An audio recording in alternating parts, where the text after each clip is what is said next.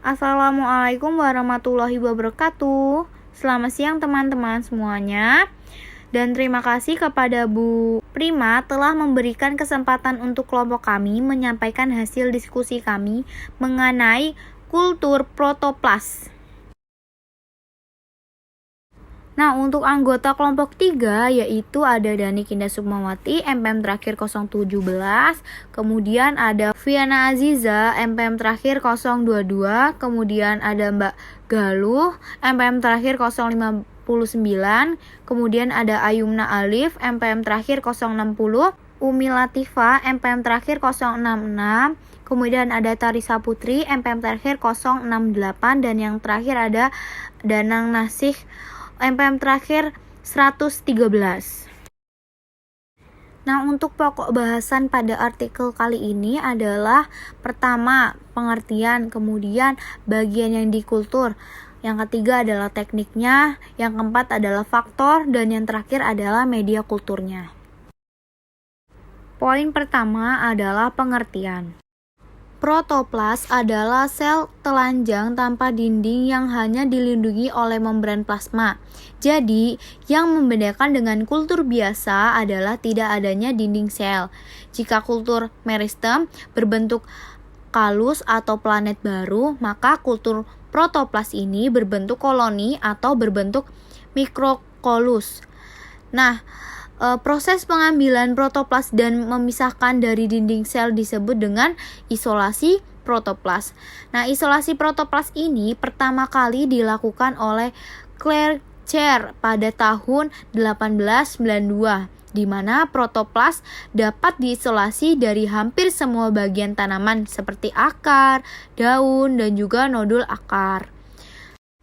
Fungsi dari dinding sel selain sebagai pemisah antar sel dan bagian luar juga sebagai pelindung. Dengan hilangnya pelindung sel, maka sel akan lebih mudah diberikan perlakuan. Nah, tujuan dari pembuatan kultur protoplas ini umumnya untuk pemuliaan. Salah satu perlakuan yang dapat dilakukan pada kultur protoplas ini adalah fusi protoplas. Dengan demikian, dapat dihasilkan tanaman yang sifatnya itu genetik yang diinginkan. Fusi protoplas dapat dilakukan dengan cara menggabungkan seluruh genom dari spesies yang sama atau antar spesies dari genus yang sama atau antar genus dari satu famili. Nah, penggunaan fusi protoplas ini memungkinkan diperolehnya hibrida dengan tingkat heterosigositas yang tinggi, walaupun tingkat keberhasilannya itu sangat ditentukan oleh genotipnya.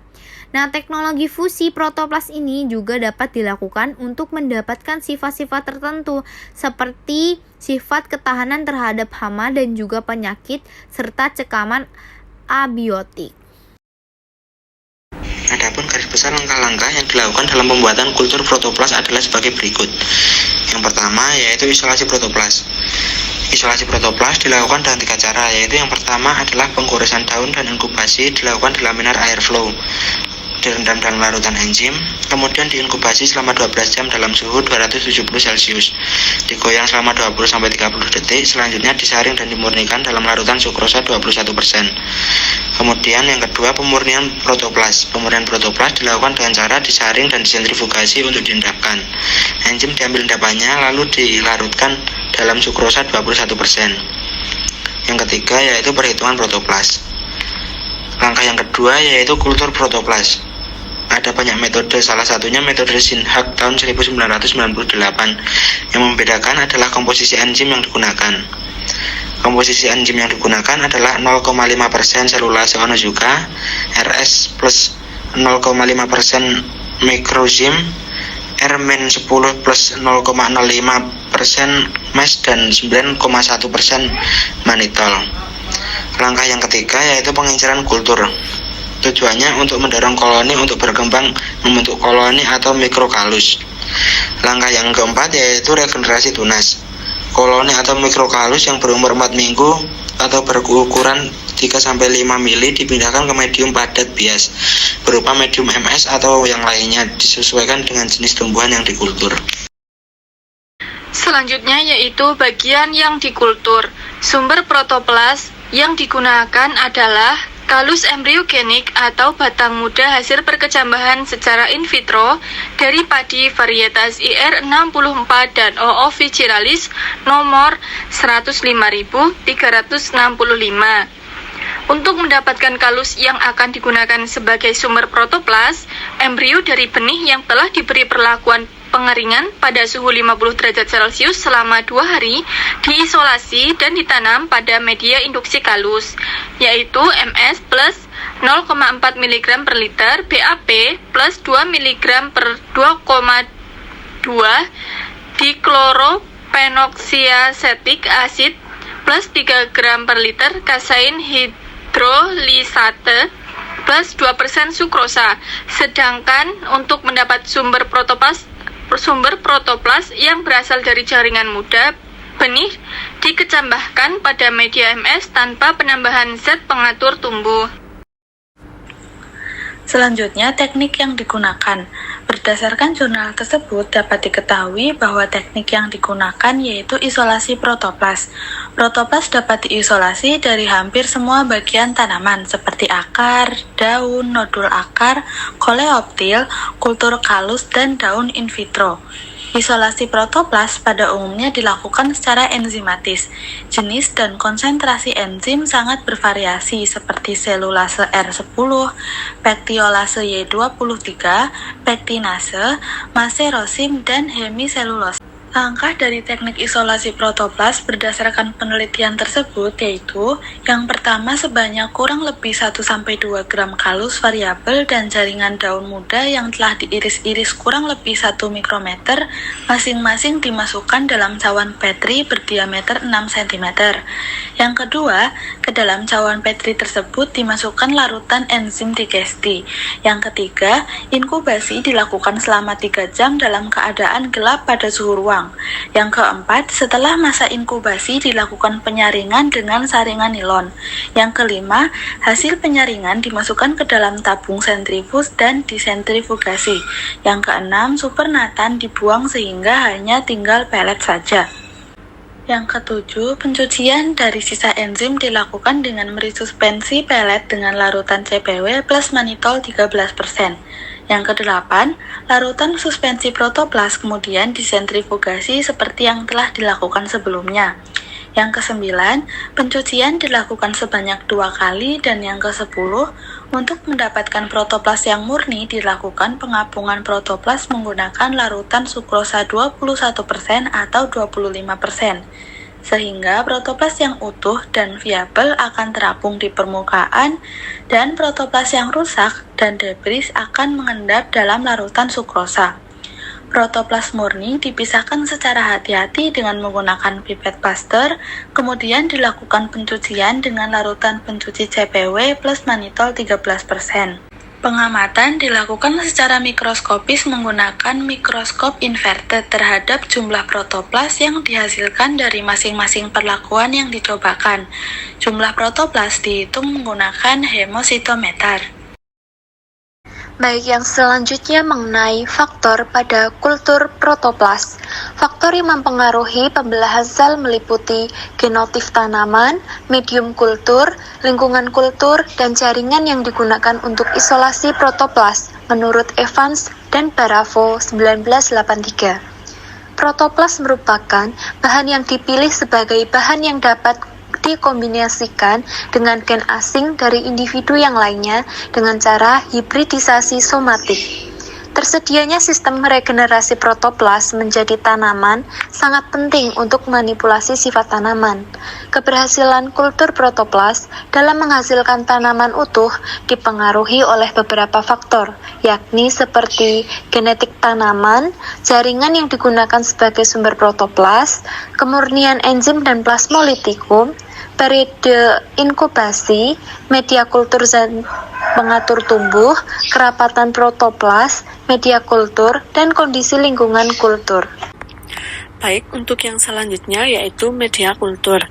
Jadi media yang digunakan yaitu media Murasige dan Skok atau media MS dan media N6. Media MS merupakan media pertumbuhan tanaman yang digunakan di laboratorium untuk budidaya kultur jaringan sel tanaman. Media ini sering digunakan dalam kultur jaringan karena mengandung hampir semua unsur yang dibutuhkan dalam tanaman, baik unsur hara makro, mikro, dan vitamin untuk pertumbuhan tanaman. Salah satu ciri dari media ini yaitu memiliki kandungan garam-garam anorganik yang tinggi. Kemudian ada juga media N6. Media N6 ini merupakan media untuk tanaman serealia, termasuk tanaman padi. Lalu, hasil isolasi dari padi liar atau Oryza officinalis dan padi budidaya atau Oryza sativa IR64 dikulturkan pada beberapa komposisi media. Sebanyak 0,2 ml larutan suspensi protoplas dengan densitas 1 kali 106 per ml dikulturkan pada 2 ml media dalam cawan petri ukuran diameter 3 cm. Selanjutnya, media yang dicoba untuk kultur protoplas pada penelitian ini yaitu yang pertama ada media MS ditambah mannitol 0,4 mm ditambah BA 2 mg per liter tambah zeatin 0,1 sampai 1 mg per liter ditambah agaros 0,8 gram per liter. Media yang kedua ada media MS ditambah mannitol 0,4 mm ditambah BA 2 mg per liter tambah zeatin 0,1 sampai 1 mg per liter dan ditambah agaros 2 gram per liter. Media yang ketiga yaitu media MS ditambah glukosa 0,3% dan ditambah sukrosa 4%. Media keempat yaitu media MS ditambah glukosa 0,3% ditambah sukrosa 4% dan agar 2 gram per liter. Baik, yang selanjutnya ada N6 plus glukosa 0,3% plus sukrosa 4%. Lalu ada N6 plus glukosa 0,3% plus sukrosa 4% plus agar 2 gram. Lalu ada MS plus sukrosa 1% plus mannitol 5M plus 2,4D 0,5 mg plus kinetin 0,3 mg. Kemudian ada MS plus sukrosa 1% plus mannitol 5M plus 2,4D 0,5 mg plus kinetin 0,3 mg plus AgNO3 3 mg. Selanjutnya, mikrokaus yang telah terbentuk kemudian dipindahkan ke dalam media dasar MS plus 2,4D 0,5 mg plus BA 2 mg plus zeatin 0,1 mg untuk menginduksi pembentukan kalus. Pengamatan dilakukan terhadap pertumbuhan protoplas membentuk agregat sel atau mikrokalus secara visual. Berikut merupakan kondisi protoplas setelah ditanam selama 3-7 hari pada 8 komposisi media dengan 3 kondisi fisik yang berbeda. Pada tabel yaitu kondisi protoplas setelah ditanam selama 3-7 hari pada 8 komposisi media dengan 3 kondisi fisik yang berbeda, yaitu yang pertama ada MS plus mannitol 0,4 ml plus BA 2 mg plus zeatin 0,1 mg plus agarose 0,8 gram dengan fisik media semi padat dan kondisi protoplasnya protoplas utuh sampai dengan hari ketiga, setelah itu pecah sedikit demi sedikit hingga hari ketujuh protoplas pecah semua. Yang kedua yaitu MS plus mannitol 0,4 ml plus BA 2 mg plus zeatin 0,1 mg plus agarose 2 gram dengan kondisi fisik padat dan kondisi protoplas utuh sampai dengan hari ketiga, setelah itu pecah sedikit demi sedikit hingga hari ketujuh protoplas pecah semua. Yang ketiga ada MS plus glukosa 0,3% plus sukrosa 4% dengan kondisi fisik cair dan kondisi protoplasnya bertahan sampai hari ketujuh. Yang keempat ada MS plus glukosa 0,3% plus sukrosa 4% plus agar 2 gram dengan kondisi fisik padat dan kondisi protoplasnya bertahan sampai hari ketujuh. Yang kelima ada N6 plus glukosa 0,3% plus sukrosa 4% dengan kondisi fisik cair dan kondisi protoplasnya bertahan sampai hari ketujuh. Yang keenam ada N6 plus glukosa 0,3% plus sukrosa 4% dan plus agar 2 gram dengan kondisi fisik padat dan kondisi protoplasnya bertahan sampai hari ke-7. Yang ke-7 ada MS plus sukrosa 1% plus manitol 5 plus 2,4D 0,5 mg plus kinetin 0,3 mg dengan kondisi fisik media cair dan kondisi protoplasnya bertahan sampai hari ke-7. Yang ke-8 ada MS plus sukrosa 1% plus manitol 5M plus 2,4D 0,5 mg plus kinetin 0,3 mg plus AgNO3 3 mg dengan kondisi fisik media yaitu cair dan kondisi protoplasnya protoplas O officinalis bertahan sampai hari ke-7. Protoplas IR64 memberikan respon pembelahan sel dan membentuk agregat sel dengan intensitas yang rendah. Nah, cukup sekian yang bisa kelompok kami sampaikan. Kurang melebihnya mohon maaf. Wassalamualaikum warahmatullahi wabarakatuh. Terima kasih semuanya.